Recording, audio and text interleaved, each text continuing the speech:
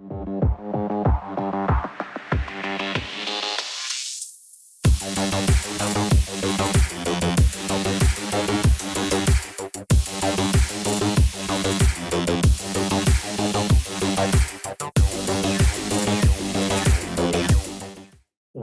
to the Minotaur's Maze. My guest today is Will Spencer, who is an entrepreneur, traveler, and storyteller. His path has taken him from Stanford University to the dot-com boom and through 33 countries in 6 continents. Along the way, his passion for personal growth led him into the manosphere and the world of men's personal development and transformation. He now spends his time helping other men become exceptional versions of themselves through discipline and self-knowledge, which is the inspiration behind his platform known as the Renaissance of Men. Will, thank you for being here and welcome. Thanks so much for having me. I'm excited for this conversation. Yes. So just for the sake of the viewer, this is going to be the first part of possibly one or possibly 2 or maybe 3, depending on how we get on, part series of episodes where we're going to be talking about 3 themes. And the first one is religious revival. The second theme will be ayahuasca. And the third theme will be programming and conditioning from movies and music and the impact that has on individual and societal behavior and manifestation, which is a mouthful, but we will explain that as we go through it. But just to start off, before we go into that, Will, your story is quite fascinating because the Renaissance of Men is kind of like a different way of the theme that I've got for my podcast, which is the Minotaur Maze and Theseus and the Minotaur. But just for the audience sake, can you just give us a brief history about yourself and how you got here today? Sure, that's brief as a bit of a challenge for my story because there's so many twists and turns to it. But I'll do my best to keep it, the high level. So I was born in Phoenix, Arizona, which is where I live now. I grew up there, spent the first 18 years of my life in Phoenix, and then when I was 18, I went to university at Stanford, which was, of course, a huge deal. I left school at the end of my junior year. I did what's called stopping out, which is where you take a sort of a sabbatical, I guess you might say. And I did a dot-com startup, and I was 20 years old. And I went from, basically a college student to, helping to run a company of 50 people and raising $20 million. And, it was an incredible experience. Like having that experience of entrepreneurship that early in my life, which I never thought I would do, turned out to be very formative for me. So that company didn't work out, which of course many startups don't. So I went back to school, finished my degree. And then I lived in the Bay Area for another, I guess, 14 or 15 years or so. And I got to see the San Francisco Bay Area change quite a bit. Coming out of university, when I finally graduated, the whole state was wrecked by the dot-com crash. And then as the new platform of smartphones started to take off and social media started to take off in 2007, 2008, there was an economic revival that soon turned into a bit of a cultural collapse. And so what you see in San Francisco right now is, of course, quite economically successful, but it's culturally collapsed. In the midst of all that, I was born Jewish. I wasn't particularly religious growing up. I went to a Jesuit high school, but I was always interested in spirituality and psychology. It was just always very natural for me. And I love that the theme of your podcast is the Minotaur's Maze, and you put effort into helping your guests see the meaning of that myth in their own lives. Because I'm also interested in mythology, and I first started thinking about masculinity when I went back to school after my startup phase, when I took a class on Jungian psychology, which is basically about how to apply myths to your own life. And perhaps the book Iron John, which is very much about that as well. So that was the start of my interest in masculinity, and I fused that eventually with psychology and spirituality, and started liberating myself, let's say in 2013, 2014, from many of the decisions that I had made. I had set myself off on this trajectory of my life, and I found after a while that it wasn't working out for me. And I had to make a lot of decisions that said, I can't get there from here. And so I'm going to have to transform myself inwardly in order to get to where I want. And what happened, that first catalyzed in 2013 with the Mankind Project New Warrior Training Adventure, which was a very powerful experience that fused spirituality, mythology, and psychology, really transformative. And that was my introduction to transformation as a man. And I spent the next 2 years working as hard as I could to transform myself to be better, to be better. And I found at the end of that, that the path that I was previously on no longer served me, that I had grown out of it. And I let go of it. I made a big shift in my life. And I liberated myself in 2015, 2016 to pursue my life stream, which was backpacking around the world. So I had saved up for that for many years. I traveled through South America. I went through Asia. I went through China, India, Australia, New Zealand. I didn't make it all the way around the world. And then in 2019, I moved to New Zealand for a little while. That didn't work out. So at the start of 2020, I moved back to the United States just before the COVID lockdowns hit. So I moved into my apartment, the apartment I'm in right now. I moved in the day the lockdowns hit, Wow. Phoenix, Arizona. Yeah, which coincidentally was the 4-year anniversary of when I left the United States. Wow. Okay. Yeah, to the day. March 21st, 2016 is when I left the United States. March 21st is 2020 is when I moved into my apartment. 4 years later to the day. I didn't choose that either. Like that was the day the apartment became available. So fate had a hand. And then during lockdown, I took the opportunity of, I'm in a new city. I don't know anybody. I'm going to take this opportunity to transform myself even further because I had total control over my time and my space. And it was out of that that the Renaissance of Men was born in July, August, September of 2020, which I've been doing for about a year or so now. Excellent, excellent. So, I mean, that was a quick overview, and I'm sure there's a lot to unpack in that. Yeah. But before we get into the main theme of this episode, which will be religious revival, Sure. obviously the concept behind the Minotaur. Now, it's got two concepts. Obviously, there's the internal Minotaur, which is fears, anxieties, issues, and then the external, problems in the world, challenges, obstacles. So, in that story of yours, what would you say was the biggest Minotaur? In other words, what was the biggest challenge or fear or obstacle that you had to overcome, and what you'd say it was the biggest, or maybe the biggest battle, or maybe the most significant battle that caused the biggest transformation in yourself? Sure. Yeah. There's two, it's the same battle, but there's two faces to it, which is something that's only become obvious to me over time.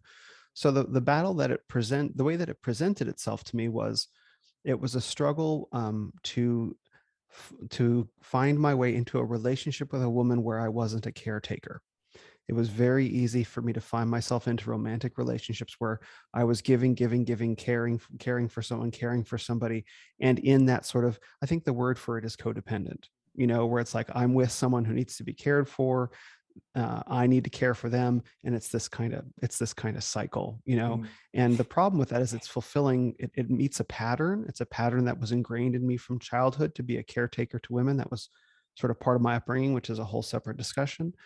And so I fulfilled that pattern, but the relationship itself wasn't fulfilling and, say, nurturing to me as a man.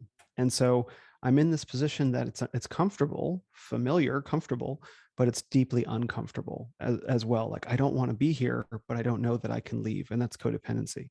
So that was, that's a face of codependency as experienced inside. And so my Minotaur, which has shown up a couple major times in my life, was being in that position. Like, I need to be a caretaker.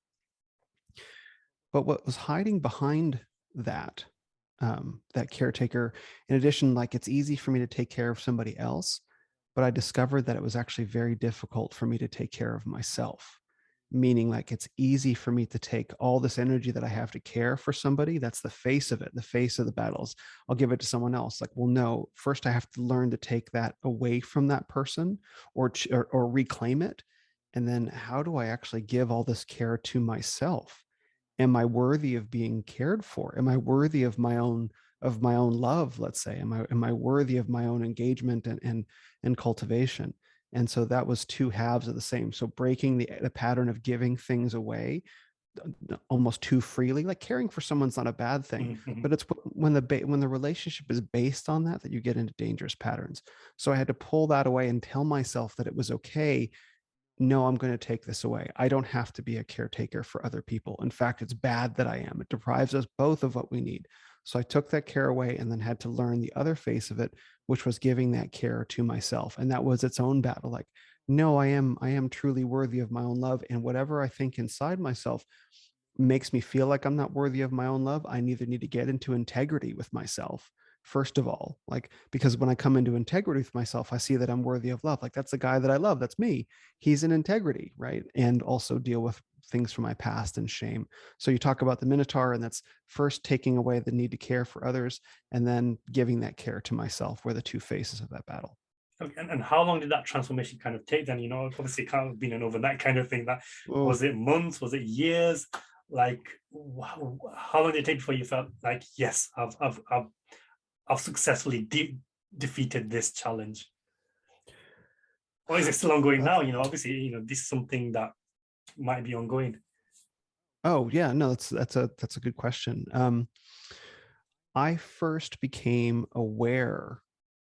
I mean, I think in some ways I was struggling with this, we'll say my whole life up until like 2013, but I just didn't know. I would find myself, find my way into relationships with women where this side of myself could come out.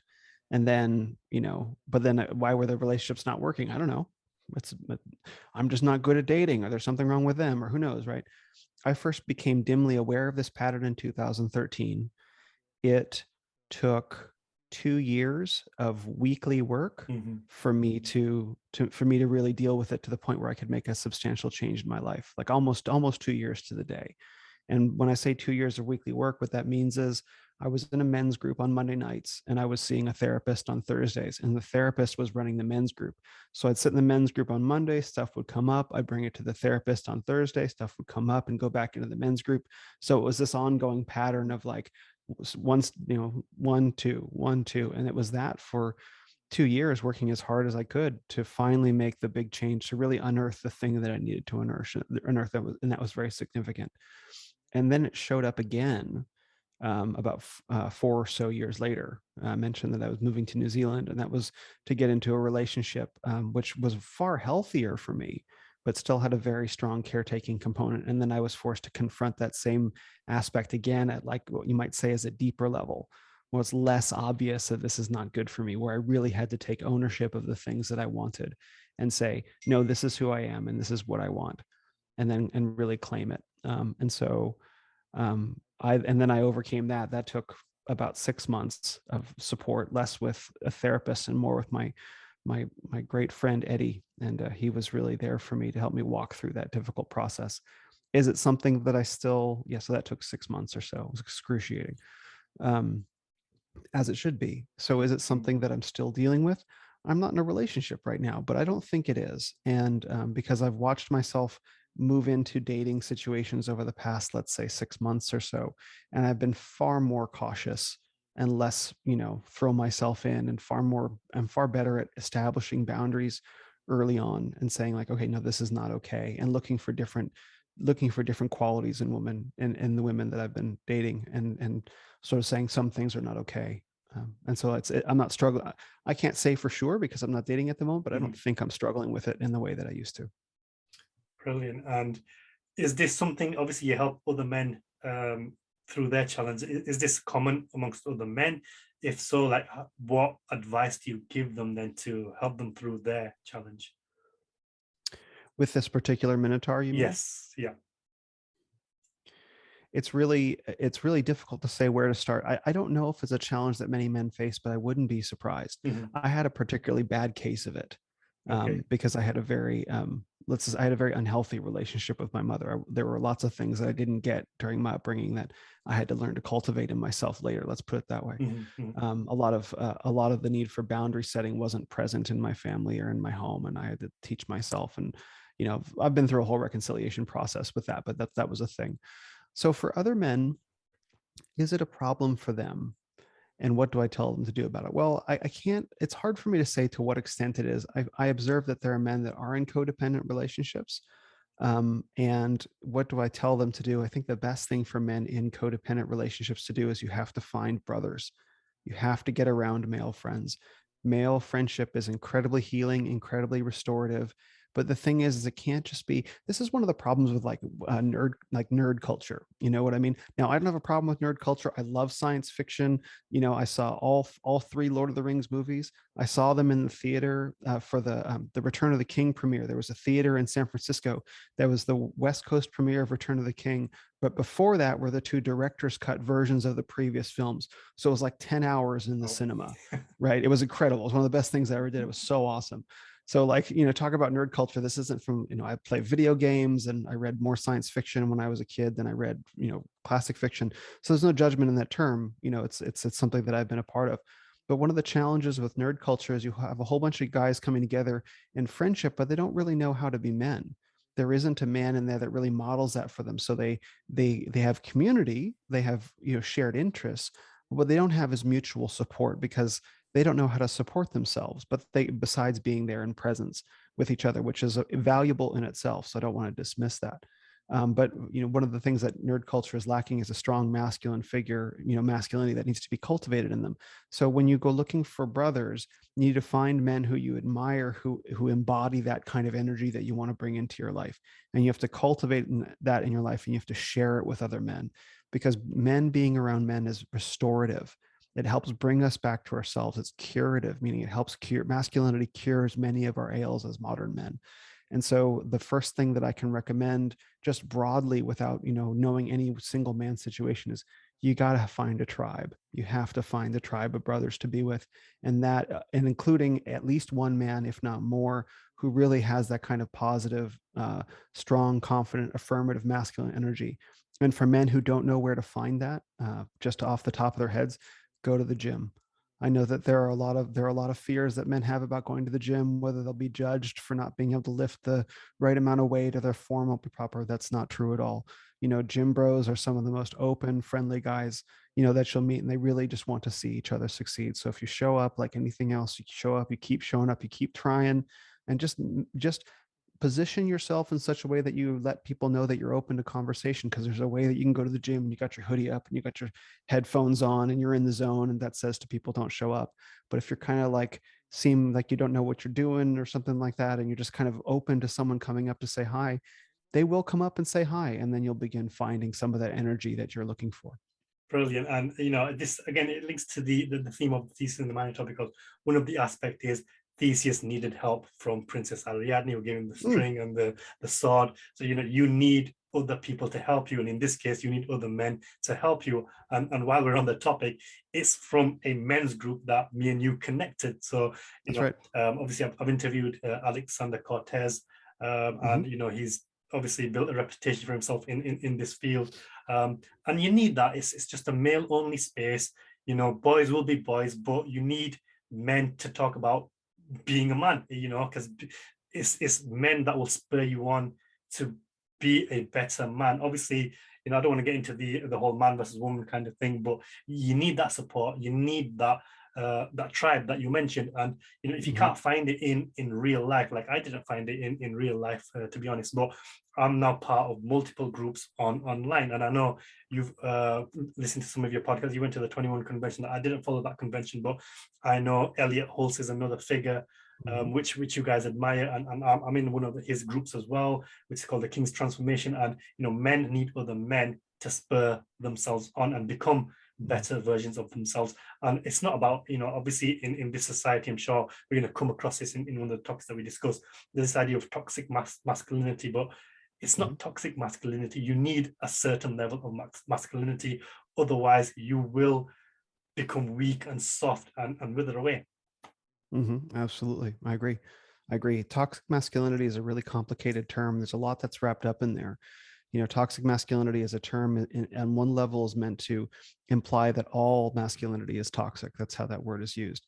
There are a degree of toxic behaviors that men can exhibit, and that's a better way of thinking of it. Like, of course, you know, if a man has unprocessed, we'll say trauma or things going on in his childhood that make him prone to outbursts of rage and anger. Perhaps he was abused as a child and no one has helped him process through that abuse, let's say that physical abuse. He will have a lot of anger because he's now a grown man and he has unprocessed anger from having his boundaries violated as a child. that man is prone, not necessarily, but can be prone to exhibit toxic behaviors, violent outbursts, which you may have seen us talking about in Alexander Cortez's group. This subject of men being prone to anger. That used to be me. I suffered from nice guy syndrome, which was I had my own thoughts and my own feelings, but I suppressed those within myself until a moment when they would come out in some sort of outburst. I had myself locked down, but you can't hold yourself locked down forever. Now, I never harmed anyone or yelled at anyone, but it would show up in just these like fits of rage, you know what I mean? Just privately, like what's going on? And that's an example of something that's unprocessed within me. Now, someone would call that toxic. I don't think that's toxic at all. I don't think that's toxic masculinity. That's just a toxic behavior that I then worked out and was able to integrate my ability to feel anger into my life. And now anger can be a very powerful defensive tool. It lets people know that was not okay. Right now, the other side of toxic masculinity is that women use it, we'll say society, not necessarily women.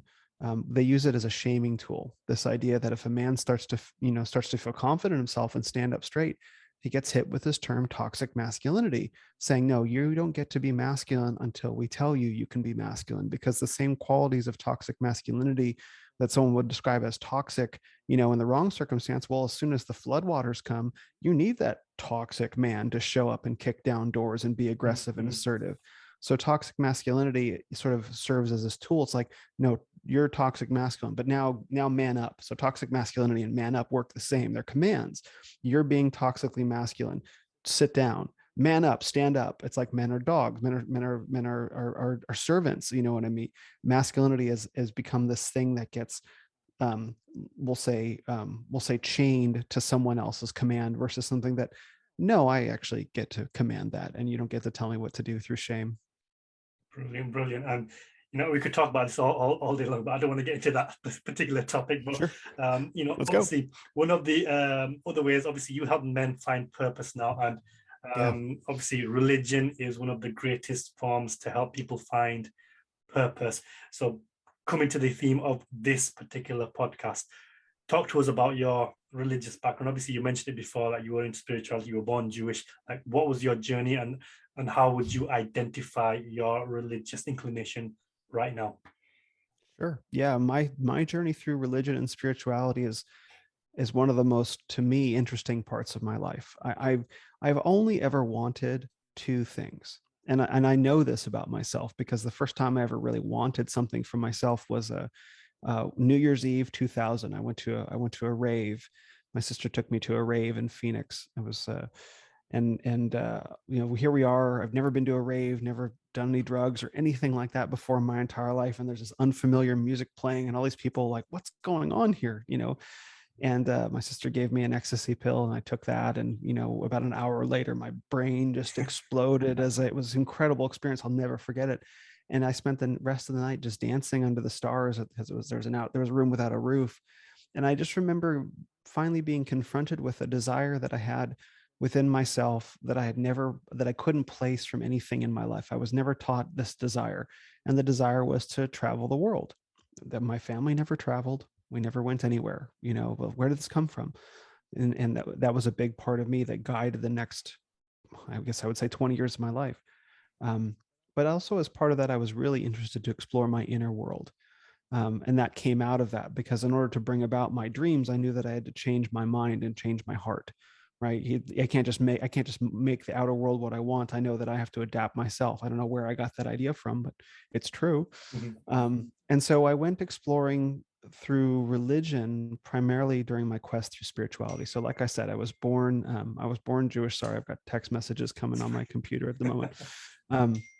I was born. Let's see, maybe I can turn it off now. Probably not. I was born Jewish, and I went to a Jesuit high school, Catholic high school, and that alone was an interesting contrast. I mean, it's like, okay, but I mean, I would go to Catholic retreats because it was a boys' school, and so there would be religious retreats which I would go to, and so we'd be talking about religious issues, and I just found those subjects really interesting. I'm like, I don't know, there's only one God. How many more do you need? You know what I mean?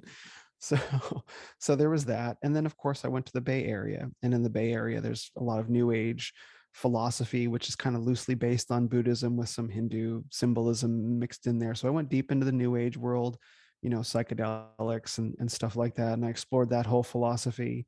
And then when I set out to travel around the world, I experimented with ayahuasca, which I know that we'll get to at some point, which was a huge part of my transformation journey. Also, I went on a 10-day Buddhist Vipassana retreat, which is a silent meditation retreat.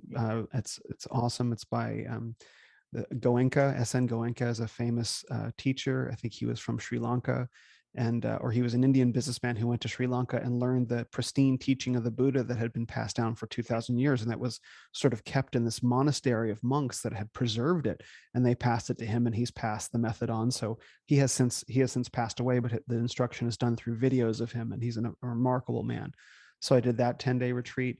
I went to the Kumbh Mela festival in India in 2019, which is the largest religious festival in the world. 150 million people over a couple months. Yeah, bathed in the Ganges River 5 times, and it was a very, very special experience. So like the core of Hinduism. And I've been inside Sufi mosques. I went to it is the Sikh temple, the Golden Temple in Amritsar, I think is where it is. And so I went there. That was awesome. And so I've just always been really interested in exploring religion. But I found that there was something missing at the core of all the ones that I experienced. And that was the notion of free will. So when I went looking through the New Age world and Buddhism and Hinduism, there seemed to be this sort of conflicted position on what is free will, whether or not it exists. And I experience myself as having free will. I experience myself as being able to make free choices that don't feel compelled from any one direction. And that sort of led me to have a lot of questions, particularly about the New Age world, which believes in karma and reincarnation, and that gets very messy. But it wasn't until I moved back to the United States after going on this big, long journey through different faiths and philosophies that some friends of mine sent me a book. And they were friends that I had met at Burning Man, of all places. They were running a Christian ministry at Burning Man, had been doing so for 12 years. And so I wandered into their camp one day in 2015 and had a transformative experience. And I asked them, "Who are you guys?"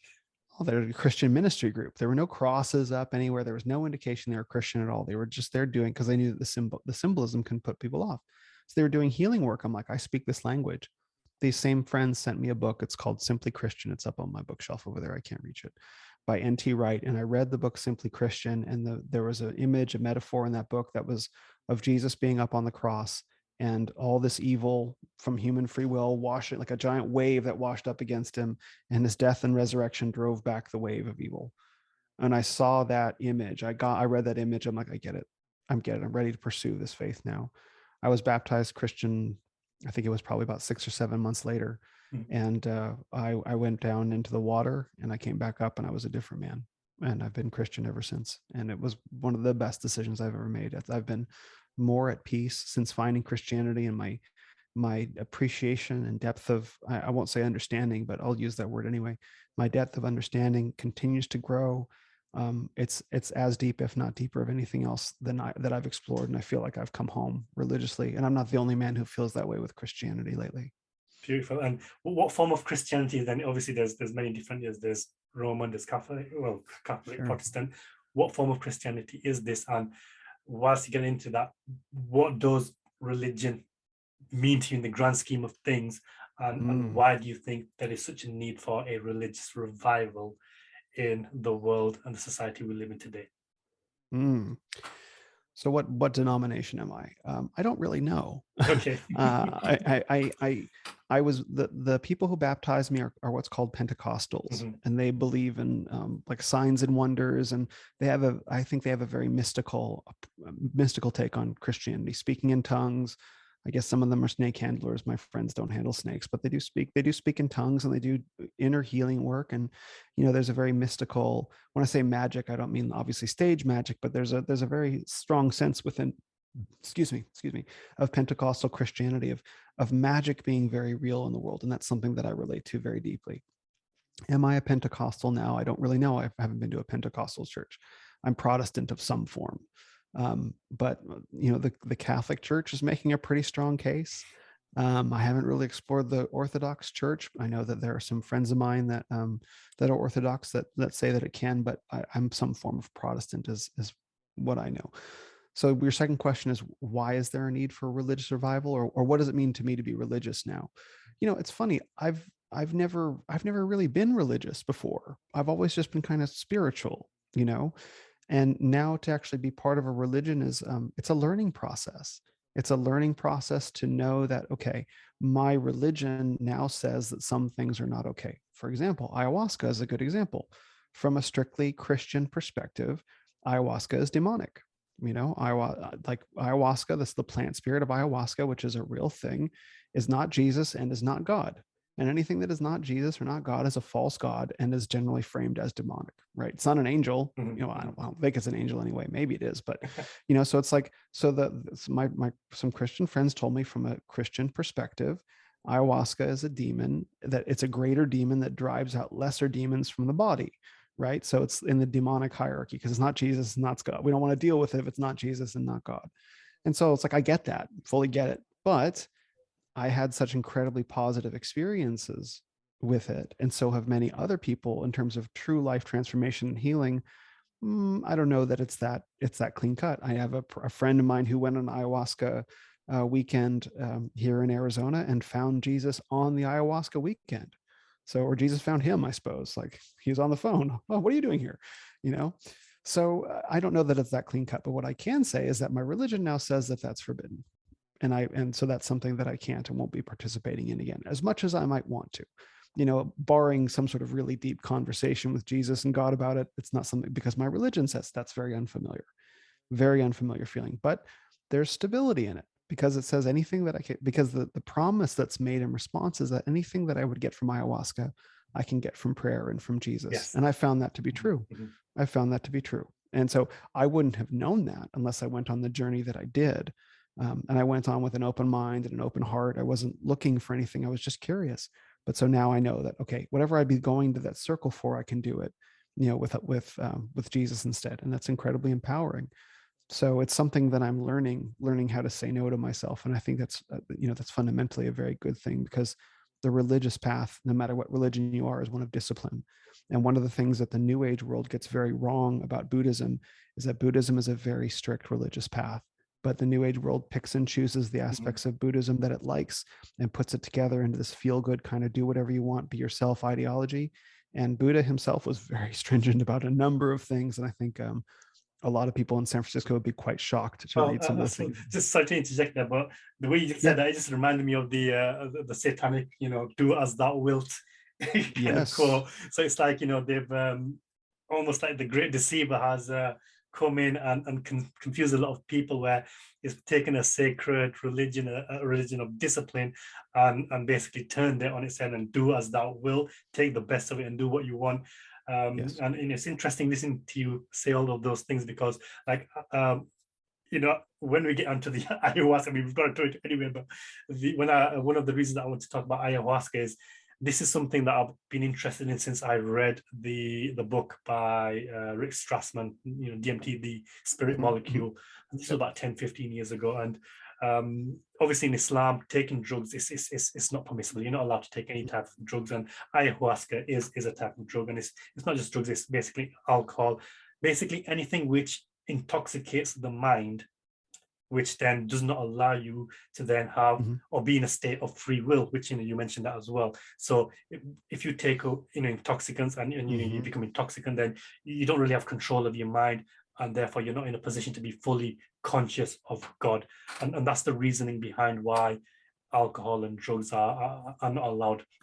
But yeah, the point being there, so religion does give you rules, but there's reasons behind those rules. Now, obviously, a little bit of alcohol is probably good for you, but too much alcohol is bad for you. And the reason why in the Islamic religion anyway, it's not permissible is because humans have a very difficult time controlling themselves. So rather than giving them, the guidance of just have a little bit, you'll be okay, which led to humans basically not controlling themselves. It's just been taken out. It's just not allowed, and that's more to keep people and keep Muslims in this, like I said, this state of discipline and worship towards God. So I completely, understand now. Obviously, again, it's something you were interested in, you've done it, but now, you're taking the road of discipline, which not just from a religious point of view, but just in general everyday living, you need discipline. Now, even if it doesn't come from religion, it has to come from somewhere, which I suppose leads on to the final question I asked you: why is there such a need for a religious revival in today's society? And I suppose a part of the answer is because of the lack of discipline in the world today. But I'll let you tackle that question right Yeah. now. Yeah, well, actually, I want to back up for a second, and one of the things that I learned when I was engaging with ayahuasca when I was in Peru Mhm. was that there's a difference between drugs and medicine, and Yeah, I think this is a really interesting discussion because people who practice ayahuasca, myself included, they don't call it a drug because okay, it actually isn't a drug, right. and this is not a, please don't take me as any sort of tempter or anything No, no, like that. it's fine. But Oh, I think it's really important to position the difference between the two. So one of the differences between a drug and medicine is that you become desensitized to a drug. So when you drink alcohol, you have to drink more and more alcohol to get the same effect. You end up chasing this downward spiral that maybe you get one beer and you feel a buzz. If you keep having a beer a night, then you need to have two and three. So you get desensitized to it. mhm, But medicine, you get more sensitive to it. So with ayahuasca, the ayahuasqueros who have been practicing it for a while, they go from having to, do a cup a night to just having potentially to do a little sip because their bodies become so sensitive to it. You also mentioned free will and intoxication. Um, in my experience of being on ayahuasca is that I had more free will than I ever had before. Not necessarily, I mean, obviously I could have gotten up and run around and stuff like that, but the traditional ayahuasca experience, you're supposed to remain on your mat in either a seated or a lying down position, or crouched. We can't stand up, or I suppose you can as long as you do it very quietly. But so in terms of physical, I mean, they don't chain you down. So I suppose if you wanted to, it's just not recommended. But the amount of free will that I had to confront the things within myself was exceptional, because it doesn't actually constrict consciousness in the way that being drunk does, for example. mhm, Whatever, I'll deal with it tomorrow. It actually expands consciousness. right. So the reason why ayahuasca ceremonies are done in the dark is because your perceptions get so heightened. You become very sensitive to light and to sound because your consciousness expands, which allows you to perceive more of what's going on inside you. So it's actually not an intoxicant. And in a traditional ayahuasca ceremony that's held by a skilled, well practiced master, like say shaman, the space that's held is not one of intoxication. It's not one of party. It's not one of celebration. There are a lot of crazy stories I've heard, and I'm not down with any of that. Like it's a healing technology. It's a medicine. So to that point, I don't mean to speak theologically from the perspective of, say, Islam, but at the same time, like there is some nuance in the argument about ayahuasca that it's not a drug like marijuana would be or something like that. And it's also not fun. Let me just get this out of the way right now. Like no one does ayahuasca for fun. It's also not addictive. There are people that they get addicted to the ceremony of it. They treat it like their social circle, and so they keep coming back. But the medicine itself is not addictive, and it's also not, again, it's not something that you're going to do for fun. You may get addicted on self work. You know Mhm. what I mean? Like, oh, I just have to work on myself because that's what I do. But the medicine itself is not. So these give ayahuasca a bit of a nuanced perspective versus other drugs, just as a way to think about it. Because what I tell people is like, look, there is a if you're interested, and I tell this to anybody, if you're interested in ayahuasca, you need to do, before you do it, two things. First is only work with someone that has been personally recommended to you. You've probably heard me say this. Someone, like, don't look something up online, say, oh, that sounds good, I'll go do that. Find someone who's been, or wait for someone to recommend it to you. And the second thing is if you feel a sincere call, meaning like there's something in my heart that I just cannot shake. And if you sit with it and you pray with it, and you really spend time and know whether it's genuine or not, that's a very serious thing. Curiosity, is not the way to do it. You might get way more than you bargained for with curiosity. But a sincere call is a sincere call for transformation, which I think many people are feeling right now, which ties me into the question about a religious revival that's going on right now. One of the things that I think has been missing from religion for the past, I don't know how long, hundreds, perhaps even a couple thousand years, I can't really say for sure, is the notion that religion is supposed to be a transformative experience. It's not just something that you go to church or the mosque or whatever and you do the thing because you do the thing. No, religion is supposed to bind men to God, men and women, humans to God, for the purpose of transformation and purification. Yes. Those technologies, as far as I can tell, are absolutely missing from religion today. They're absolutely missing. And they're missing from the New Age world too. The New Age world, talks a lot about feeling good and doing what's good. But in terms of actually purifying what's wrong with you, rectifying your life, making decisions, going in the direction that your soul feels called to go, the New Age world doesn't deal with that. And you start going your own direction. People are like, what are you doing? You're not supposed to take this shit that seriously. Really? Really. So the thing is these transformation technologies used to be part of religion. The experience of the divine, gnosis, used to be part of religion. We used to go to priests and preachers and pastors and imams, and to help unite us with the divine, to purify ourselves. That religion stopped being that a while ago. And so why is there a religious revival right now, though? Because people are seeing what's happening in the world and they recognize that they can't get there from here. They know, they understand on an intuitive level that if they as individuals continue in the direction that they've been going, they're not going to make it. Not going to make it, airlines now boarding. And they know that in order to change themselves, it begins from the inside out. And so they're looking and they know they can't look to the New Age world. They know that, they know that because they see what the New Age world is about.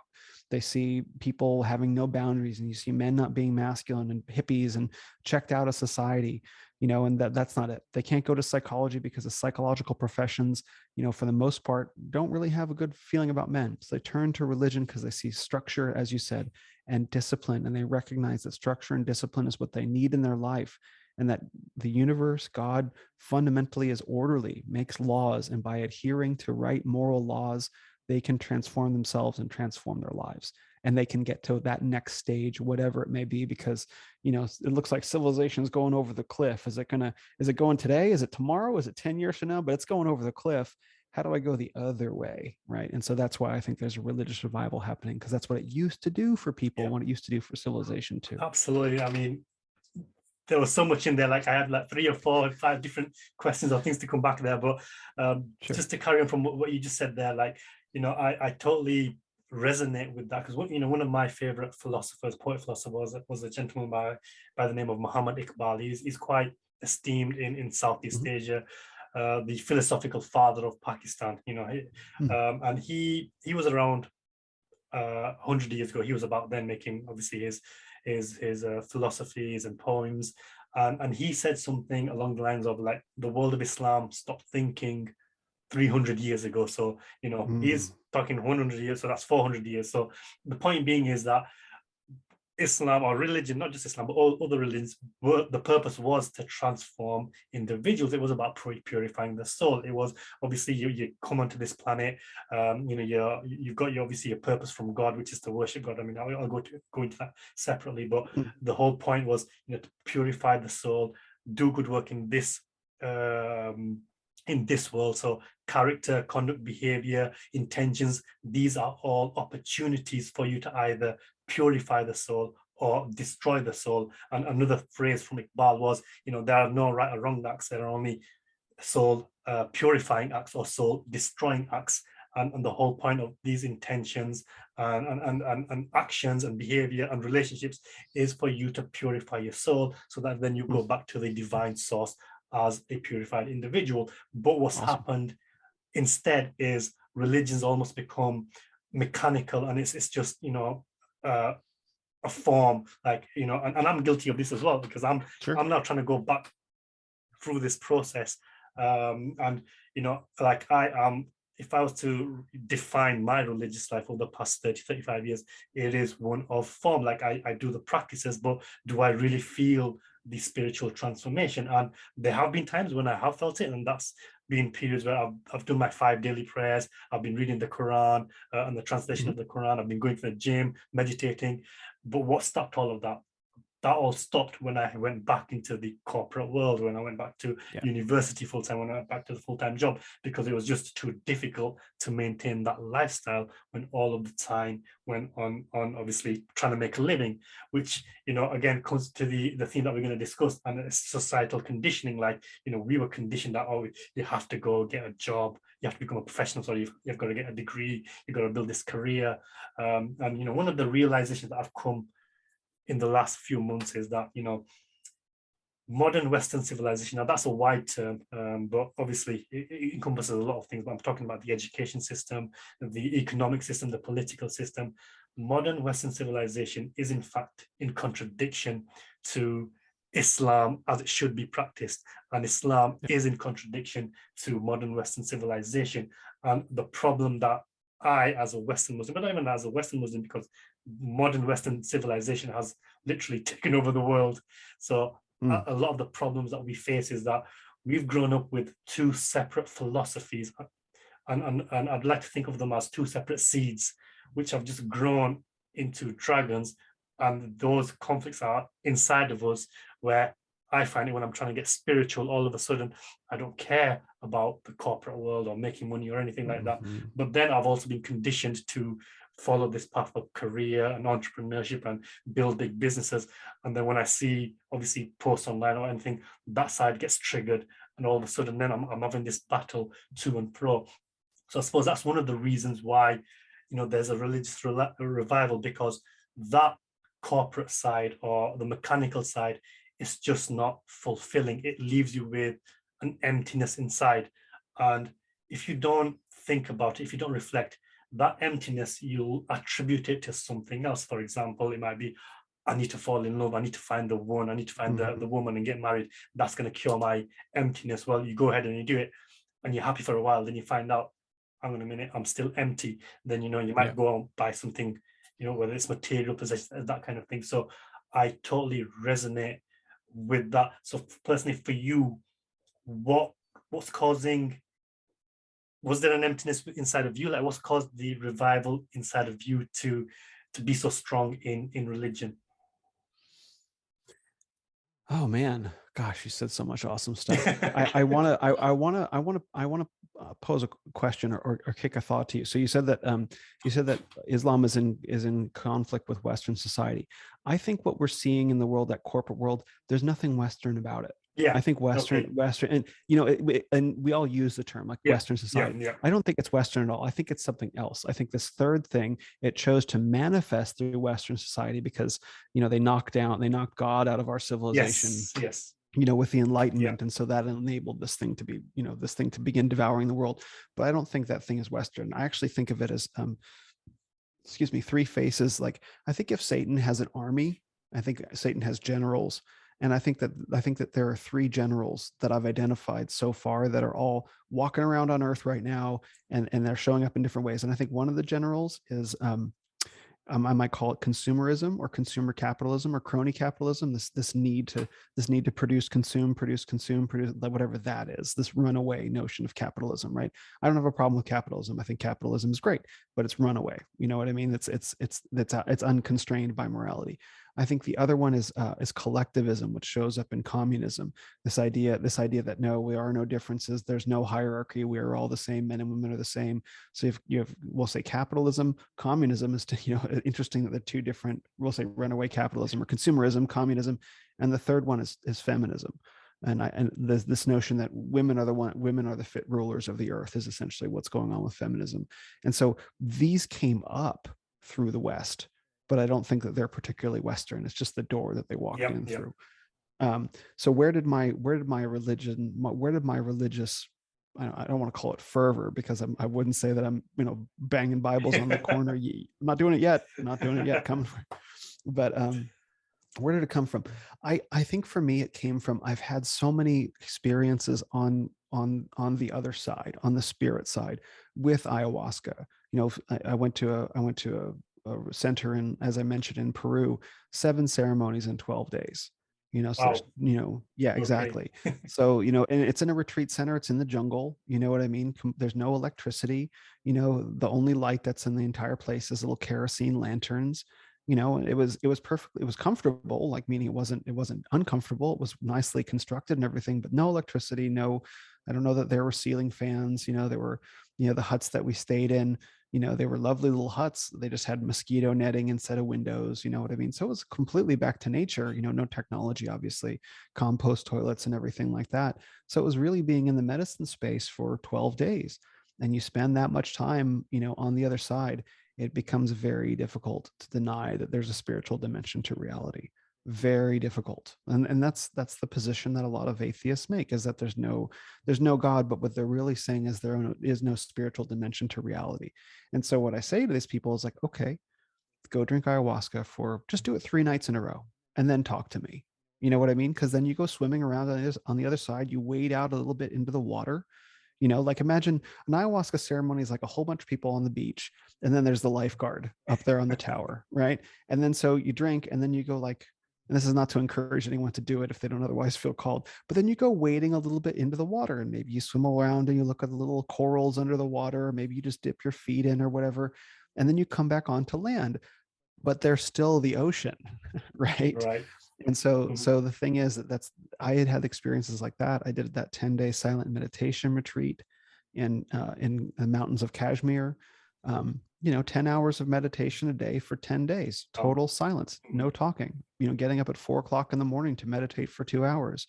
And I had done quite a bit of self work, not to mention all the psychological transformation that I had done through therapy and stuff, seeing the way that my mind and my decisions create my reality. So then when I sit down to do the meditation for 10 days, I saw stuff, man. Oh man, you can't deny that there's a spiritual dimension to, I can't after seeing everything that I have. And so as soon as I found a place that I could put my faith down and say, here, then I was like, I finally arrived, Lord. And now I know you're real.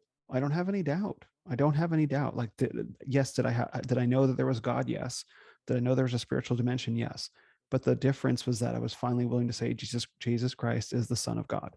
And to discover, once I made that proclamation of faith, once I was baptized, to have spent the past year diving in so deeply and to see just how true that is and how absolutely heartbreakingly beautiful it is.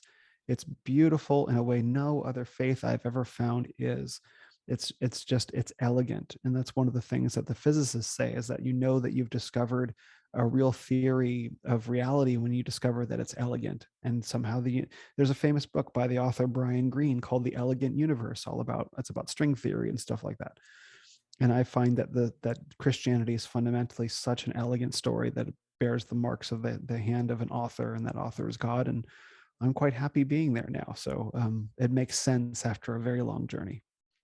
Brilliant, brilliant. I absolutely love that. Now, yeah, I mean, to circle back on what you said, obviously, I did use Western civilization, and I Sure, sure. completely agree with your assessment there. So, I mean, I'd reframe it as Yeah, the yeah. Dajjalic system, which Dajjal is the name of Mm, the Antichrist in in Islam, and he's the great deceiver. And I would say hmm.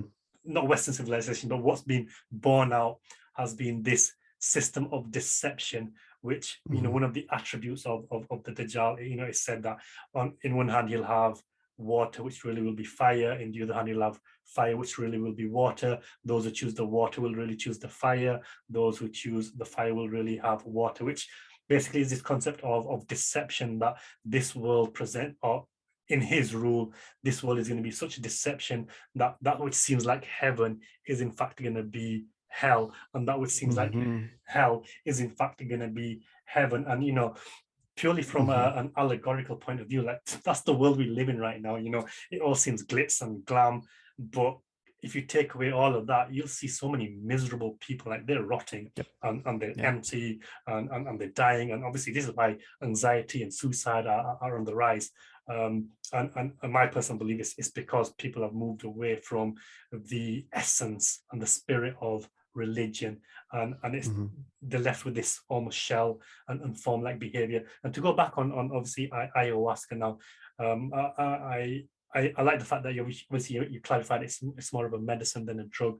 And I should clarify here, like, I'm not a religious scholar, I'm not a religious you know, expert to say whether it's halal or haram.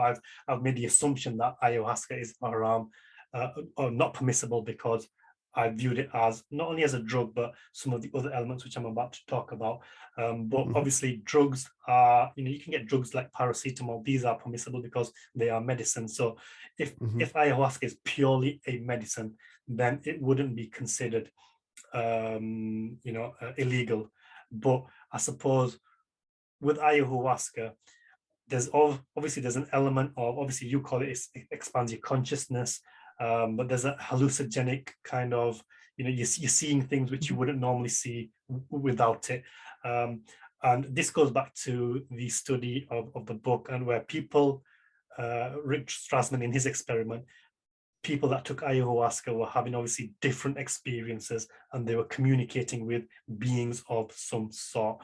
Now, those beings, they might be jinn, they might not be jinn. Obviously, in the Islamic tradition, jinn are beings which coexist with humans, but once again, humans are not allowed to communicate with jinn, although humans do that, and jinns are not allowed to Mhm. communicate with humans. Now, that might be a stretch. Now, I might be completely well off, but this idea of other beings that, you know I suppose what I got from the book itself was the experience that people had depended on their state of mind before they were going in. So if they were suffering from trauma, negativity, anxiety, when they went on ayahuasca, they would have a scary experience.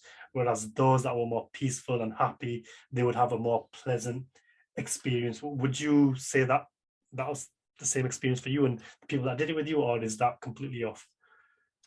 The one thing about ayahuasca is that it's predictably unpredictable. Okay. It's impossible to say what any person's experience might be. And a lot of it depends on your intention, like what is it that you're looking for as you go into this ceremony or this cycle of ceremonies. Some people will have profound cosmic visions. I've seen giant clocks turning in the universe, and a giant waterfall of light coming out of my heart, completely, I wouldn't say disembodied, but sort of like in this other space, in this other realm, like a dream, a bit like a very hyper vivid dream. um, I've also had very, very difficult circumstances where I bit off more than I could chew, and I felt like I was falling. And some people feel like they're dying, and that's a thing. And it often happens that people will drink a couple cups and nothing happens at all. They just lie there completely dead stone sober. They don't see or feel anything, and they just fall asleep. And no one really knows why that happens the way that it does. The shamans will say it's the medicine decides. There's a consciousness element to it. um it's impossible for me to say what anyone's experience will be from moment to moment, from literally from one moment to the next.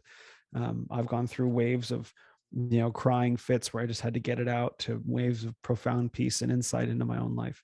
But what I can say is this is what the presence of the shaman and the community is supposed to be. So it's not just you as the participant, let's say, in the room alone. You're in a room with 30 other people who all, if you this is why I recommend traditional ceremonies, because traditional ceremonies, they do what's called the sacred silence and the sacred stillness. You're not supposed to get up and move around any more than is necessary. Obviously, if you have to go to the bathroom or something, fine, but you're supposed to lie still on your mat, and just be inward. And you're not supposed to make sounds. You're supposed to, whatever you would want to express outwardly in sound or motion, you keep it inward. And everyone does that together, and that creates what's called the container that everyone's in, that we've all agreed to abide by these rules. And that really does a good job of holding the energy. And in addition to the shaman himself, there are a number of different facilitators. Like if you want to get up and go to the bathroom and you're a little wobbly, they'll come over in a traditional ceremony and help walk you to the bathroom because they're sober. Right. So they're there holding the space. And that can be as many as 5 or 6 people, for 30. So everyone's really held. And then you have the shaman himself. Well, and also, sorry, I should say there's also, in the ceremonies that I've been in, there's also 2 other people who are like facilitators, just watching in general. So you have the logistical helpers, who are taking care of doors, leading people in and out of the space, right? And then you have other, members who are holding like this elder energy, where they're just with their conscious intention, keeping a watch over everybody. And then you have the shaman himself or herself, however many you have, and they're singing songs, and they're in the spirit world. They're masters of the spirit world, and they're serving as guides. I would love to know what a shaman perceives in his or her mind's eye in a room full of people who are doing what I wouldn't give to see that. You know what I mean? Like, besides, I suppose, becoming a shaman myself.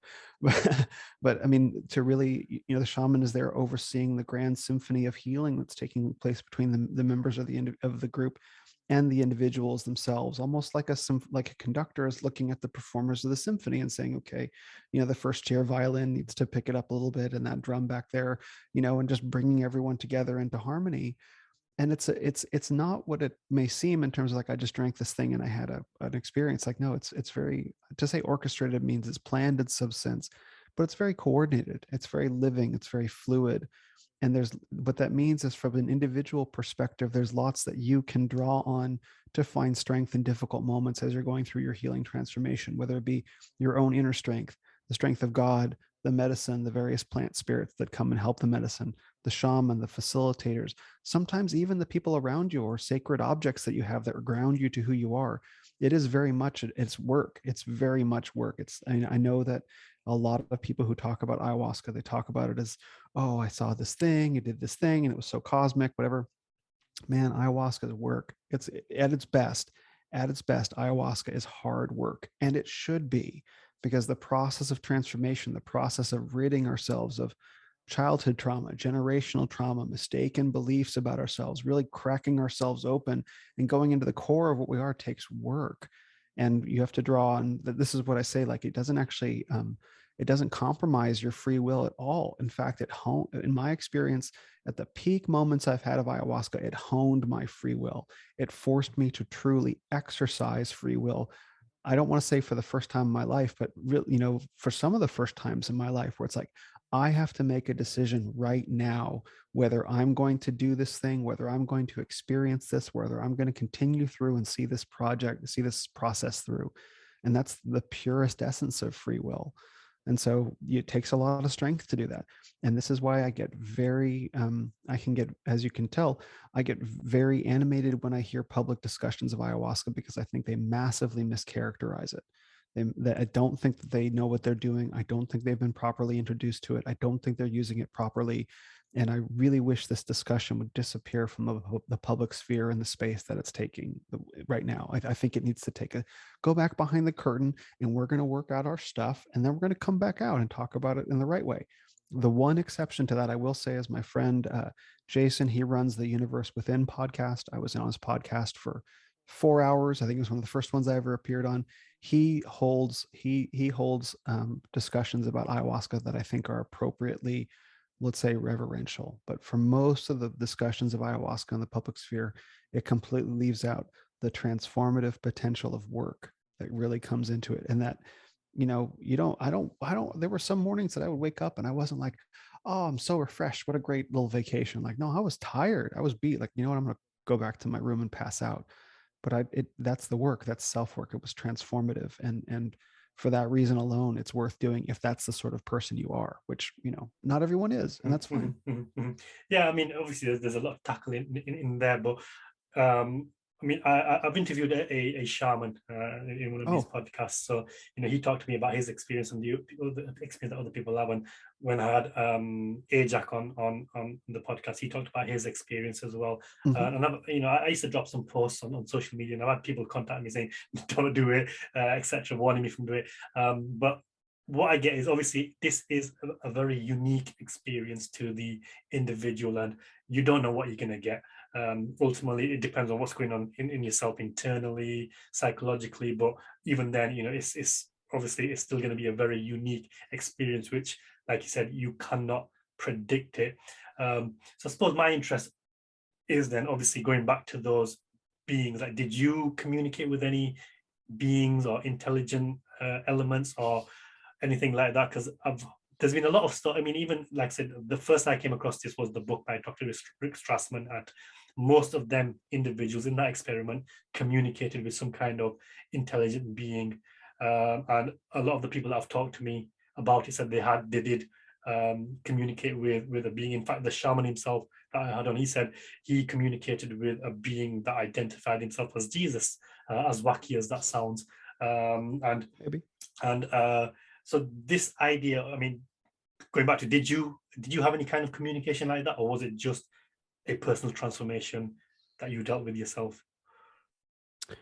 I did not have any beings approach me and ask to have a conversation with me. Let's put it that way. Did I witness beings? Yes. And I would identify those beings as having different intentions towards me. I have seen beings that had positive intentions towards me, that worked with ayahuasca and seemed to be conducting healing, energetic healing work on me. Let's put it that way. Radiating beams of light into my body and removing, removing various things, removing various blockages. I have had that experience. I've also had lots of experience both with ayahuasca and on the Vipassana retreat of beings that wanted to, we'll say, prey on my energy. Beings of various degrees of complexity, from everything from, for example, amoebas, just feeding on leaky energy food sources because that's what they do, because they don't have a high level of consciousness, to beings that, the sort of things that would cluster around heat vents at the bottom of the ocean floor, like, oh, I just go where the warmth is, all the way up to beings that, were perhaps consciously predatory, quite like animals, and more. So this is, again, I mean, I've seen all of these things, and it's not something that's easy to talk about, but this is why the presence of the shaman is so important, and why you don't go, get some ayahuasca from the dark web and go wander off into the forest, because when you open yourself up on all those levels, you're basically announcing to various beings of various levels of complexity and unknown intentions that you're now available, and perhaps you will get lucky and an angel will come to your rescue and protect you from predators. But perhaps you're not, and the being will approach you, clothed in light, and you won't be necessarily aware of what its true intentions are. And that's the thing that's really complicated when talking about disembodied beings, is that it can be very difficult. And I was having this discussion with someone yesterday, actually. There are various practices that you can do through various occult or hermetic or new age or whatever meditative practices where you can establish contact with higher beings. The problem is that that being is smarter than you, because it's on a higher level of consciousness than you.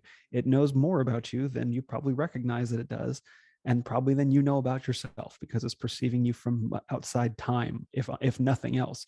It knows what you were doing 5 minutes ago, right? And so this being can approach you, and do you have any way of truly sussing out what this being's intention is? It may say it wants the best for you. How do you know that's true? You have no way of knowing that's true. It may ask for sacrifices, or it may ask for something and promise something, but unless your spiritual discernment is phenomenally high, you might not understand that you're being taken advantage of.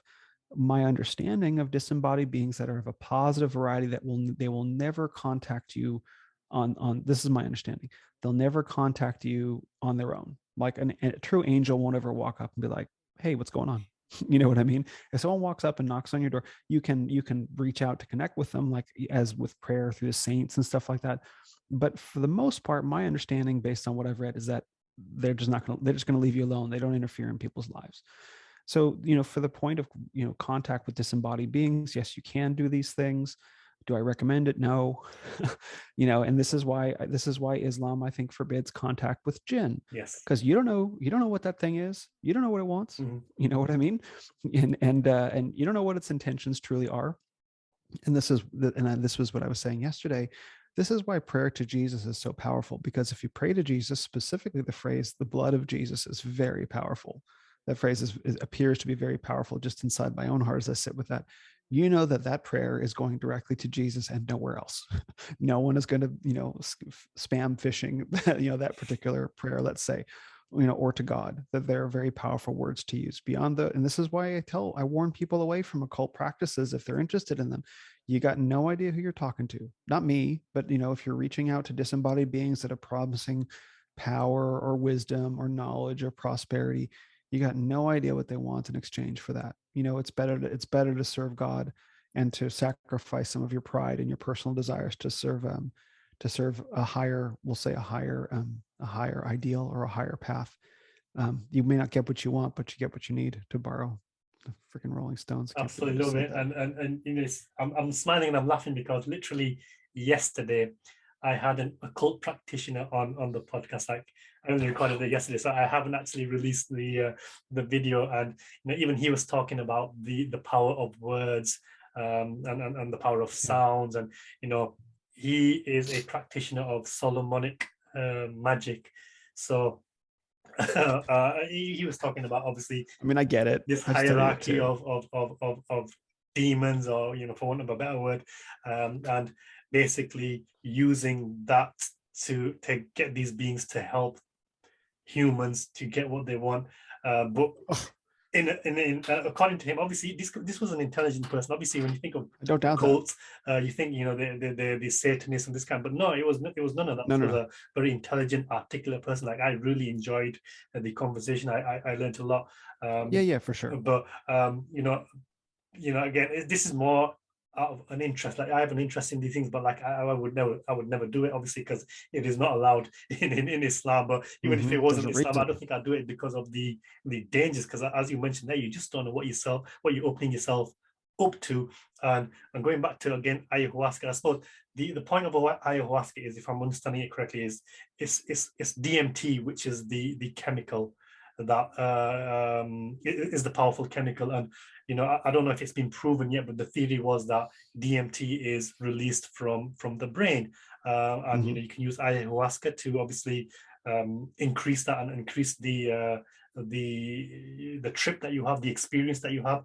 Or the other way, which you mentioned at the very start, the other way is through intense meditation.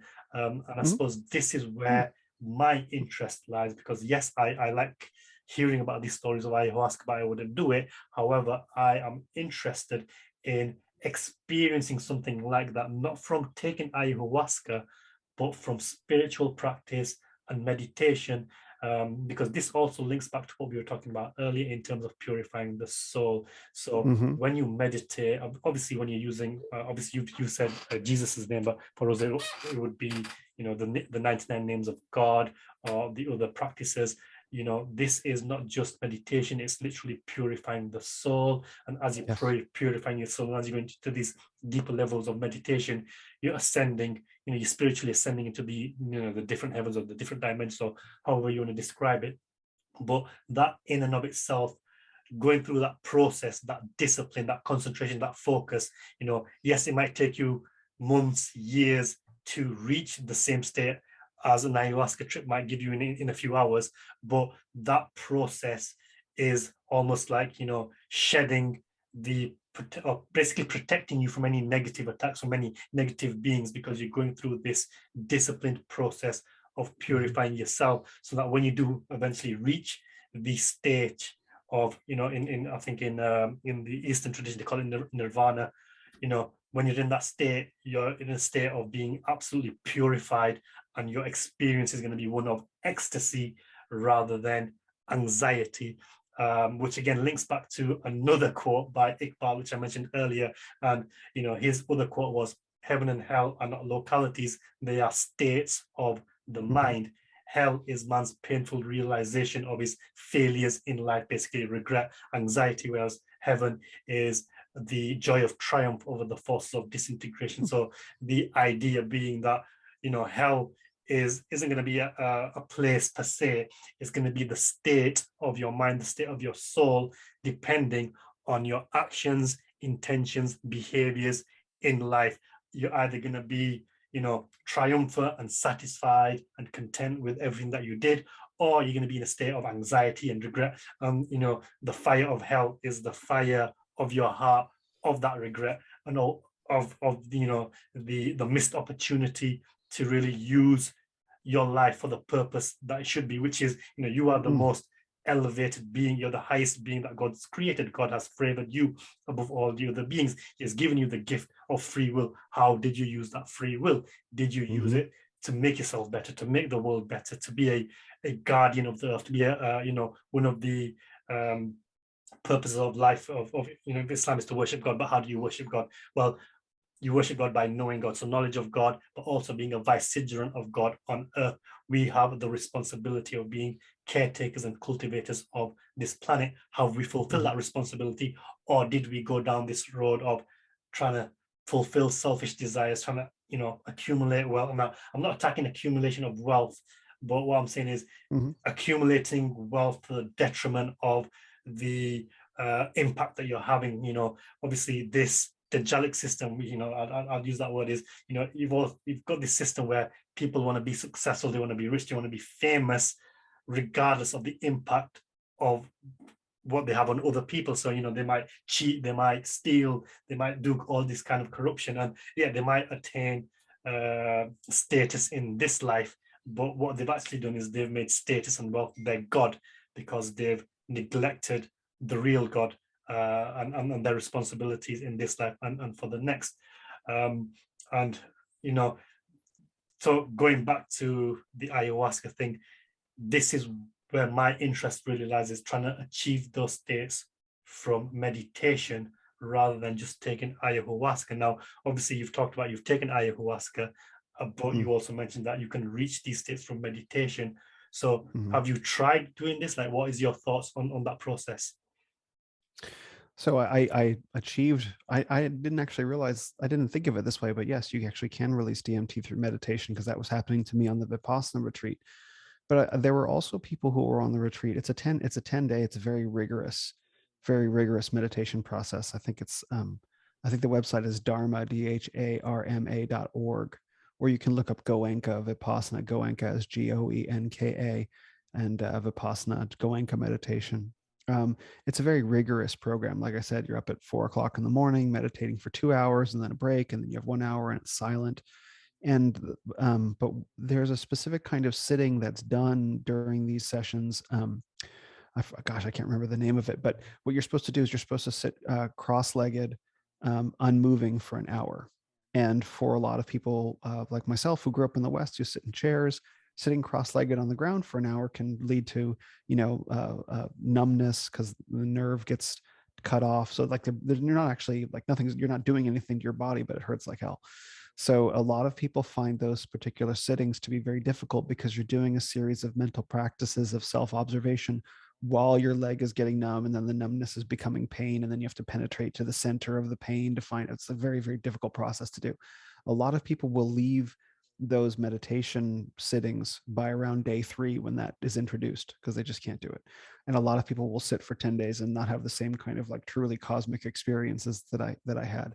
And so I think I see meditation and self-work through ayahuasca as being, they're very, very linked, and for the people who are listening, I've got my hands linked together on the screen, because I think in order to be successful in meditation, you have to have achieved some tranquility inside your mind and in your heart.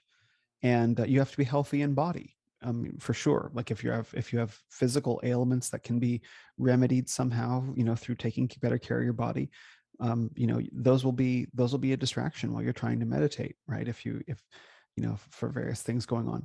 But the greater peace you can achieve with yourself and with your life, prior to sitting for meditation. So if you do the self work to find peace with your past, to find peace with your parents, as Jesse Lee Peterson says, have you forgiven your mother? Have you forgiven your father? Which I finally just forgave my mother like yesterday. It was incredible. Yeah, there's a whole other story with that. Because it's something I've been thinking about for a while, and I don't mean to sound casual, like, oh, I just finally forgave my mother. Like it's been that's a big process for many of us to go through, is that process of forgiveness. So the more work that you or I or any of us can do in that process to find peace with our past and find peace with our present, the more we'll be able to sink into meditation and truly achieve those transcendent states. Because what'll happen when you sit in meditation is those will be the first things that come up. The thing that person said all those years ago that was hurtful, or that pain in your heart as a result of, we'll say, abandonment or something like that. And those will demand to be encountered. Right. First, the health will come up, like, oh, my back hurts, because my abdominal muscles are weak, because, I don't exercise enough. Something as simple as that, it'll be a distraction. And then you'll deal with the emotional stuff. Well, first you'll deal with what's called the monkey mind, the thoughts, you know what I mean? Like jumping from thing to thing, this news story, that text message or whatever. And then when you get past the mental level, then you get to the emotional level. And a lot of people won't be able to achieve those higher states of consciousness because they'll be stuck in their emotional level, and they'll try to avoid those inner emotional realities, and they won't ever be able to achieve the higher states because The only way out is through. You have to go through those things. And the way that you go through those things is inner self work, however that appeals to you. It can be therapy, it can be men's groups, it can be ayahuasca, it can be dance therapy, it can be art therapy, it can be body work, it can be, all kinds. It can be reading books, it can be journaling. There's all different ways to heal our inner lives based on our own unique personality configurations. But when you finally go through that inner work, when you take the bucket and you empty, you bucket out the reservoir, which I had been doing for many years, then you get to the possibility where you can begin to achieve those higher states. But again, as you say, with the discipline, that's part of the discipline, not just the sitting and meditating every day, because I think there's a component of meditation that can become very escapist. Like, I'm going to sit and I'm going to meditate and I'm going to use this time to avoid reality, and I'm going to just check out to some higher numb state versus sensitizing you to your everyday experience. I think that's the true purpose of meditation. That's why I'm very opposed to the meditation. Well, I don't want to say very opposed. I'm in many ways opposed to the practice of meditation in the workplace, because I think meditation in the workplace is used to numb people so that they can get along better, work better together. Now, I don't have a problem with people working well together. What I do have a problem is the idea that meditation is some sort of productivity tool. It isn't. Meditation is a tool for becoming deeply acquainted with who you are as a being and getting to know God. And if the only reason that you practice meditation is so that you can be more productive in the day, there's nothing wrong with that. But you're missing the real beauty of meditation, which is self-knowledge. And so I think a lot of people lose that, and they will check out to higher spiritual states instead of going into the root of who they are, coming out transformed, and then you'll be ready, and then you'll be purified, and then you'll be able to stand in the light of God without shame, which I think is what everyone really wants. But that's, again, in our commercialized, commoditized world, meditation is the hot new thing that everyone's doing. There's all the apps for it. And it's like, I've done like all the 301 level headspace stuff, because I did headspace for a while because I was getting ready for this meditation retreat. So I signed up with headspace. I'm like, okay, let me go all the way through. And I got all the way to like 301, which is like the most advanced. Like, if you're really interested in just pure meditation, here's the advanced thing. And it's like an hour of silence. Like, thanks for that. You know what I mean? And there wasn't any like, you may be encountering some really troubling memories from your childhood coming up right now. Just sit with them. There wasn't any of that. And, which I understand why, because it's not something that an app can help you with in that way. But I think it's an important part of meditation to truly encounter the stuff that wounds you on a physical, mental, and emotional level, and to heal it before you can truly have union with God, which is what people are looking for. And so that's my rant about that. Yeah, no, absolutely love it. And what I really appreciate about this conversation is, I'm talking from a Muslim perspective and you're talking from a Christian perspective, but we're talking about the same thing, really. Same thing, yeah. When you're talking about the higher, the higher levels and the higher states, like, I'm also reminded of the I think it's the Hindu tradition or the Buddhist tradition, where they've got the 7 chakra levels, or chakra, however you pronounce it. And what I find interesting about that is, that is also in conjunction with what we're talking about, because if I remember correctly, the lowest states, the 2 lowest chakras are the sexual one and the stomach one. In other words, we're talking about sexual energy and then hunger and desire. And when we talk about, I know certainly in Islam, and I'm sure Christianity has the same, there are rules and prohibitions around sex and hunger. In Islam, obviously, we fast. We've got the 30 days of fasting. Ramadan is one of the 5 pillars of Islam. There's many rules around sex, that you're not allowed to go out and fornicate. Sex is a divine union between 2 people who are married, and I suppose that comes from marriage is a ceremony. It's this kind of a ritual. It's a purifying ritual. And then when you make love, again, it's another purifying ritual where you get to experience some of the divine essence. And then the greatest gift of all, which is giving birth, comes from that. But I suppose what I'm trying to get at is the discipline around the lower states, the discipline around the sexual chakra and the desires, is the first step towards spiritual ascension. And then as you go up, then obviously you've got all your heart chakra, your throat and everything else. And that's where all the emotions and everything else, you've got to deal with. And as you deal with those issues, the higher you ascend. And I suppose the world we live in right now, the majority seem to be trapped in those 2 lower chakras, where, this is a sexually deviant world. It's there's no rules, there's no prohibition. It's basically do as thou will. And the same with hunger and Mm, desire, like the amount of diseases and problems just from overeating, and not just overeating, just eating the wrong food. Now that might not be mhm, uh, totally the fault of the individual, because that's just a society we live in, and the whole system, the whole the Jalic system. I'll use that word again. It's who can you trust now, because we're at this stage where you can't really trust the science, because the science is nope. politicized. The Yeah. science isn't based on fact, it's based on who's paying the most money. And the same with all the corporations and the media. But it just seems that the majority are stuck on these lower levels, which is what's causing the emptiness, which is what's causing the search for higher states, and going back to the theme of this podcast, the revival of religion. Mm.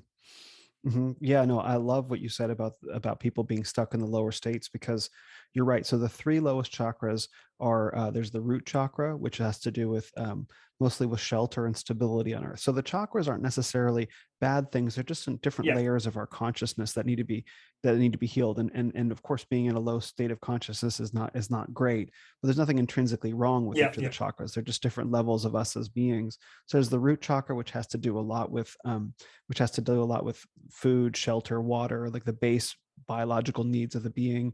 Then one level up is the sexual chakra, which is just below the belly button, or sort of like in that sort of, I guess, yeah. sacrum areas, perhaps that's called. That's around sex and desire and reproduction, which is what we do as beings. That's what our genes do. That's Mm, what we do. And then one level above that has to do with other forms of desire and willpower in particular. That's the sternum, our willpower and our directedness towards the world. And so, yes, it's very easy, and a lot of people are very stuck in those lower levels of consciousness. And we talked about toxic masculinity earlier, and I think it might be fair to say that a man exhibiting what would be called toxic masculinity or toxic behaviors in that way is stuck in those lower levels of consciousness. He's pursuing food, he's pursuing pleasure, and he's pursuing his will. In fact, I'm going to use this from now on. Great. He's pursuing his individual personal will over and above everyone else around him. He's just, people are objects to be used, right? Whether that be women, whether that be men, whether that be the environment, whatever, like you objects to use in fulfillment of his own personal will and desires, divorced from everything else. He's eating too much, whatever. So that there's that. But there's another side to that, is that there are also men that live exclusively from the chakras up the heart, because the heart chakra is the one in the middle. It's number 4 of 7, I guess you might say. It's the dividing line between the upper chakras and the lower chakras. It's the mediator. And so the upper chakras are speech, insight. And speech is the throat, which makes sense. Insight, it's the mind, the third eye, and then the chakra of spirit, which is the crown. And the heart is the mediator between the above and the below in the being, right? So you have men that are living almost entirely in their lower chakras, serving their own needs and desires. But you also have men, maybe the soy boys or the flow boys or whatever you call them, that are just from the neck up, that are very disconnected from their physical mhm, desires. mhm, mhm. And they think that they're living from their heart, but really their heart is a wall between what's going on deeply in them. They're very, believe this used to be me, they're very cut off from their bodies. There are other men that are too cut off, that are too in their bodies, and they're not connected to their other higher centers. And that's the state of men today. And that's the state of a lot of the world, and in that you can probably meet, I'm more familiar with how it shows up in men, but it's probably in women. Well, it's probably in women too, but it's different. I have to think about that. But definitely in men, you see these two halves of men. And the thing is that, you look at, say, the soy boys on one side and the super macho meatheads or whatever, on the other side. And what I tell people is that these are not two different species of men. This is the whole alpha beta thing, right? So you say alpha seed, beta need, however you want to phrase that. And the way that it shows up in the dating world, and I'll bring it all the way back, the way this shows up in the dating world is that a woman will generally date an exciting, quote unquote, alpha male who's risky and edgy and self-directed and, knows what he wants, but he's not romantic. He's not sensitive. He's not in touch with his emotions. And ultimately that relationship will burn out, and then she'll go date a nice guy. And the nice guy is really nice and takes good care of her, but he has no fire. He has no Yeah, passion. He's kind of boring, right? And then so she'll date the asshole and bounce back and forth between the two. And then some women reach an age, maybe where they even have kids and they've settled for a nicer guy, hopefully. And they recognize, like, if this is all men are shit. right? If I have to choose between these two different species of men, neither of which is fulfilling, men must be terrible. And so then they become susceptible to the lies of feminism. But here's the thing, they're not wrong. They're not wrong about what they're observing in men. But what they don't realize is that those two different kinds of men are not two different men. They're one man who's been broken in half, who's been shattered in half by 150 years of industrialization and war. And I can go through that whole process of how we got to this fallen state. And so what I'm doing in the Renaissance and what many other men are doing is trying to knit those two halves of men back together.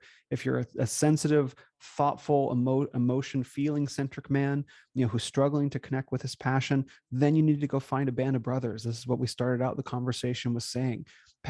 Maybe you're passive aggressive, or maybe you don't know, maybe you're a nice guy, like I used to be, or maybe you're in a nerd culture, you need to be reacquainted with your fire. Go find a band of brothers for that. Similarly, if you're a guy who's too much in your lower centers and your lower chakras, too much about your desires and your will, and you don't have any sensitivity, then go find men that teach you that side of yourself and learn to cultivate it. And that's how you become a complete whole man. That is the Renaissance of men. And so a lot of the criticisms, like I said, of women, they don't understand that they're not looking at two different men. They're looking at one man who's been shattered in half. And so that's been my story, is knitting those two halves of myself back together.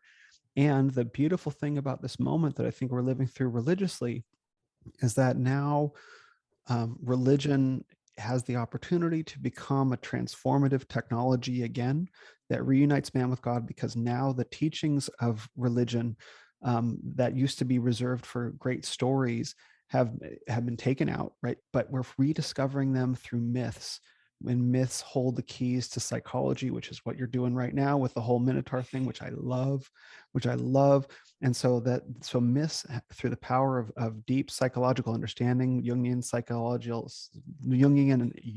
analysis, have the possibility to reunite us with a lot of the deep meaning that lives within us, so that we can transform and can return to religion and find the meaning that was there all along, but that was kind of stripped out of, when things remain mechanistic. And so I think the religious revival is a very natural outcropping of a lot of different fields of streams of thought colliding together, particularly in the lives of men that are hungry for more, and that are like, as you discovered, I go looking for religion, I find I'm really fulfilled, but then I go looking towards, entrepreneurship and success, and it drags me away, and I bounce back and forth, parallax over here and then over here. So I think it makes sense that this is happening in the world of men. By the way, the Renaissance of men is not something that I invented. It's just a name that I gave a thing that was already happening.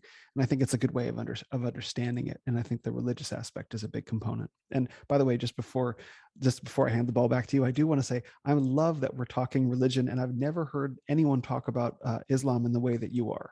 So okay. I think this is, really, no, this is not something. I think you probably know that there are people in the West that have like a zero negative understanding of Islam. And so to know that, to be acquainted with some of the deeper teachings of it, where would I go for that? So it's meaningful to me to hear this reflected in your religion, because that's the one spiritual tradition that I don't have experience with. So it's great to hear all this. Is a blessing for me. I'm sure you'll go away and research, because of who you are. Like, you are an inquisitive person, and you're not afraid to look at these other traditions. And this links to again, by the way, I just love that whole thing you just talked about. That's why I was smiling so much about it. But it links to that is the issue with men is a lack of self-esteem. There's a self-esteem crisis, and I am a part of that. Like, I was part of the self-esteem generation. I struggled with self-esteem for a long time, and the fact that my Minotaur, my challenge was this ability to speak. Like, I was so scared to speak. I had such bad social anxiety. Like, I used to literally panic making phone calls to the doctors, that kind of thing. But at the same time, you mentioned it earlier that you used to have these fits of rage. Well, I too used to have fits of rage, but they were in my bedroom alone when there's nobody else there. But as soon as anybody else is there, I wouldn't show any emotion whatsoever. Not anger, not love, not nothing, because I was just too afraid. And that came from a lack of self-esteem. And the point that I'm trying to make is those with a lack of self-esteem are also sensitive about their own religion and their own traditions, in that then they won't even entertain a conversation, let alone try to study or try to understand a different tradition or a different religion, which I suppose this is a topic for a completely different conversation, which is probably the reason why religions fight one another, or people of religions fight one another, where they're trying to make out, oh, my religion is better than yours. That's coming from a place of a lack of self-esteem and insecurity with yourself. Because when you've got self-esteem and when you are assured in your own tradition, you can then have a conversation like this. And what you will find is there's a mutual respect, there's an understanding, there's an appreciation. And it's not, well, I'm right, you're wrong, mine's better, yours isn't. What you actually find is, well, there's a lot of similarities, and we're all on this path where the end goal, God, is in fact the same goal for us all. And obviously, I've absolutely loved this podcast. I want to stop it there because I think we could go on for hours and hours more. And we haven't even got to the third topic, which I think this will lead us nicely into that. I mean, we can revisit some of these themes. I'm sure we will, because the other topic is just as important. So, to finish off, let people know how they can contact you and where they can find out more about you and the Renaissance of Men. Sure. This has been really great, by the way. Obviously, I can talk about all this stuff for hours. So I look forward to continuing the conversation with you, because this is, it's been my life for 20 years. So it's great to be able to talk about issues related to men and masculinity at this depth. So thank you for this invitation to share this with you. You can visit my website at renofmen.com. That's RENOFMEN, renofmen.com, like Renaissance of Men, but shorter. I have the Renaissance of Men podcast. If you don't know how to spell Renaissance, that's totally okay, because I've misspelled it as well many times. You can go to my Linktree, which is Linktree/RenofMen, and there you can find links to my website, to my podcast. You can find me on Instagram at RenofMen. You can find me on Twitter at Will_RenofMen. I'll be starting a YouTube channel too, and all that stuff is available, including the podcasts I've appeared on. All that stuff is available on my Linktree. So once again, Linktree, RenofMen. Brilliant. And I will drop a link below in the comments on the YouTube and in the comment section on the podcast, so you can access that information which Will has just relayed. Will, it's been an absolute pleasure. I have totally enjoyed this, and I am already looking forward to the next one. Do you have any final words before we sign off to those listening? No, just words of encouragement to you, Zulfikar, correct? Is that correct? Yep, that I pronounced that? Yeah. Just some words of encouragement to you, because I think you're on a really good path with asking the questions that you're asking, with treating mythology, particularly the myth of the Minotaur and many other myths, as tools that you can use to learn to understand yourself, and asking questions about yourself in reality on a level of depth that I know is nourishing not only to you, but is nourishing to many men. And I'm sure that you know that. And I just would like to encourage you to remain on this path, because you're digging a well for a fountain that will provide spiritual water to many men. So I honor you and I thank you for having me here. I appreciate that. That means a lot. So once again, thank you. As for the viewers, I am sure you enjoyed this, because there's absolutely no way you can't have enjoyed this conversation. And until the next one, we will see you soon in the next episode. Until then, take care. Bye-bye.